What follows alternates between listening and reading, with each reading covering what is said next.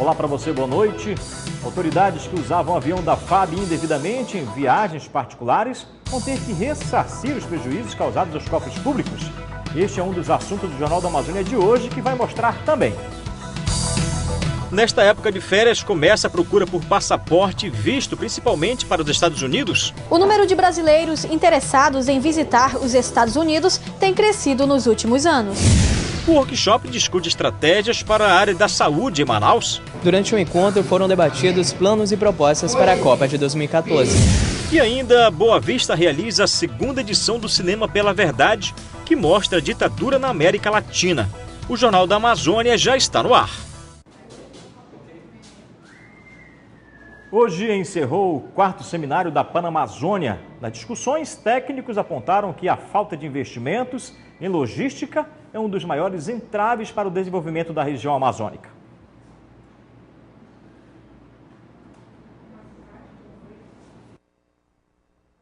Tentar diminuir distâncias, encontrar rotas alternativas, trajetos e reduzir o tempo no transporte de cargas, produtos e materiais entre estados e países. Esse é o objetivo do Seminário Panamazônico.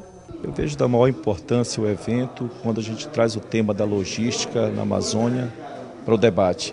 A logística na Amazônia ela é complexa, mas nós temos aqui o modal hidroviário, que são o transporte hidroviário, que é a navegação propriamente dita, que é uma solução para a nossa logística. Desafios logísticos e os impactos ambientais para atividades empresariais no polo industrial de Manaus e a logística como instrumento para transformar o capital natural da Amazônia em ganhos logísticos foram discutidos por técnicos e ex-presidentes de países amazônicos. Para o conselheiro do evento, a Zona Franca de Manaus tem um papel fundamental neste processo. Eu entendo que o polo industrial de Manaus está maduro e suficientemente experiente para perceber que é necessário e urgente que abra novos polos industriais mais relacionados com as necessidades e as demandas inerentes de uma região como a Amazônia.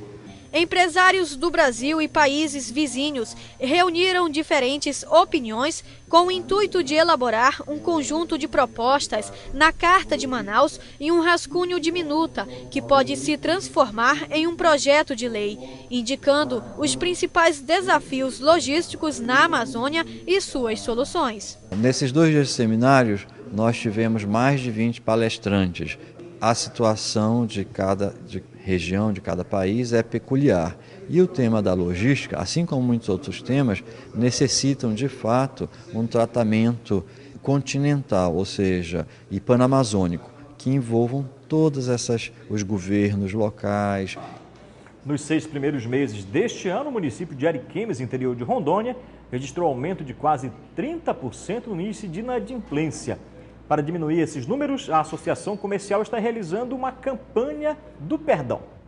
Segundo dados divulgados pelo Serviço de Proteção ao Crédito, o número de consumidores inadimplentes cresceu 26% em relação ao ano passado. Ao contrário de várias estatísticas, no município o endividamento com cartão de crédito não é o vilão da história. O problema maior são com as contas domésticas mensais. Como estratégia para retirar dos órgãos de proteção ao crédito o nome dos clientes que deixaram de pagar as dívidas, a Associação Comercial e Industrial de Ariquemes lançou a campanha Quinzena do Perdão. O consumidor poderá quitar dívidas vencidas há mais de um ano, com as empresas que aderiram ao projeto sem juros e multas. O presidente da Comissão de Gestão e Serviços Públicos do Amazonas questiona a cobrança indevida da tarifa de esgoto em Manaus. Diversos bairros de Manaus não recebem o serviço de coleta e tratamento de esgoto. Mesmo assim, vem recebendo a cobrança da taxa pelo serviço.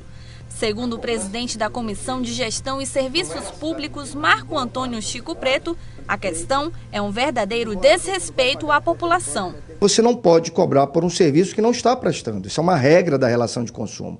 Então, para que nós possamos acabar com essa discussão na justiça, porque a discussão na justiça sempre é mais demorada e a população quer o resultado A população quer se ver livre de uma cobrança injusta, desonesta, que a Manaus Ambiental, mês após mês, coloca nas contas de milhares de amazonenses brasileiros que aqui moram. Bairros como Distrito Industrial, Cidade Nova e conjuntos habitacionais Atílio Andreasa, Nova Cidade e Ayapuá até possuem a prestação de serviço de coleta, porém sem o tratamento adequado.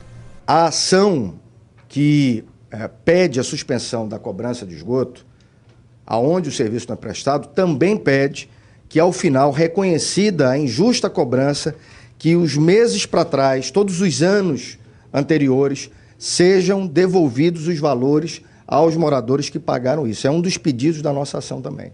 Em coletiva, o presidente afirma que vai continuar desenvolvendo esforços para que a lei seja cumprida. Não há outro caminho que não seja reconhecer a injusta cobrança, porque quem diz que o serviço não é prestado é a Agência Reguladora de Serviços Públicos, a Arsan, que afirma categoricamente que não há coleta, não há tratamento, não há destinação final em boa parte da cidade de Manaus do esgoto. Bairros e distritos de Macapá estão sendo mapeados. O levantamento é para identificar os lugares que ainda não foram reconhecidos oficialmente para buscar a legalização.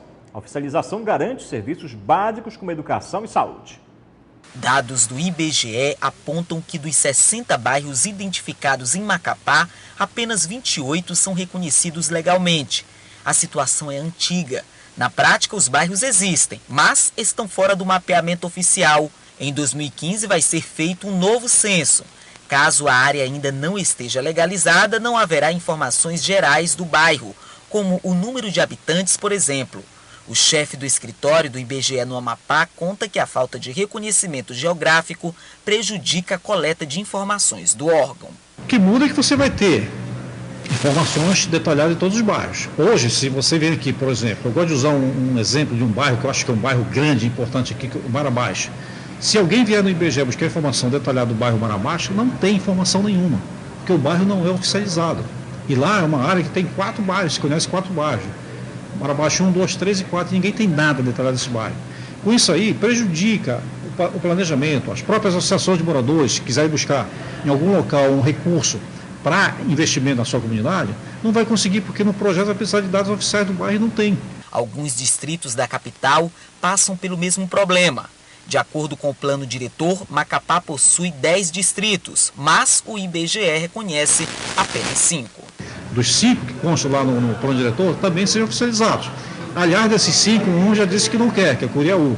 A população, houve um plebiscito lá, a população disse que não quer passar distrito, que já é uma área de produção. Então, tem os outros 4 que precisam ser oficializados.